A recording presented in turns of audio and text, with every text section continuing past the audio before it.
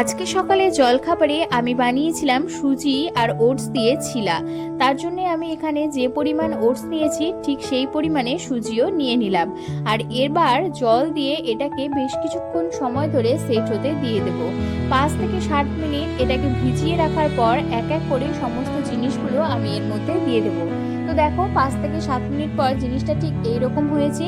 এবার এক এক করে এর মধ্যে পেঁয়াজ কুচি, লঙ্কা কুচি, কিছুটা পরিমাণে জিরে গুঁড়ো, কিছুটা চাউমিন মশলা দিয়েছি। তোমরা চাইলে এখানে ম্যাগি মশলাটাও দিতে পারো। তারপর দিয়েছিলাম আমি একটুখানি সয়া সস, আর তারপর পরিমাণ মতো নুন দিয়েছি। আর এবার এর মধ্যে একটা ডিম ফেটিয়ে দিয়েছি। এবার মিশ্রণটাকে খুব ভালোভাবে মিশিয়ে নিতে হবে। যতক্ষণ পর্যন্ত মিশ্রণটা খুব ভালোভাবে না মিশছে ততক্ষণ পর্যন্ত এটাকে ভালো করে মিশিয়ে নিতে হবে।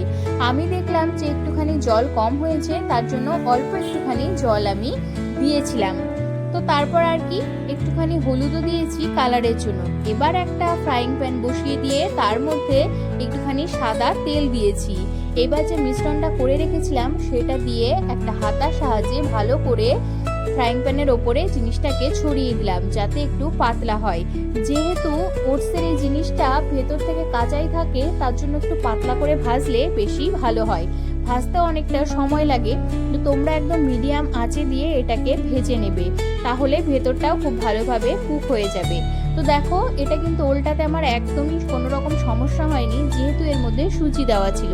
তো প্রথমটা এখানে বানিয়ে নিলাম আর তারপর দ্বিতীয়টাও এখানে তৈরি করে নিচ্ছি, তবে দ্বিতীয়টা বেশি সুন্দর হয়েছিল। তো যাই হোক, তোমরা কিন্তু সকালে জলখাবারে এটা বানিয়ে খেতে পারো। এটা তোমাদের পেটে অনেকক্ষণ থাকবে এবং পেটটাকে ভর্তি রাখবে। তো চলো।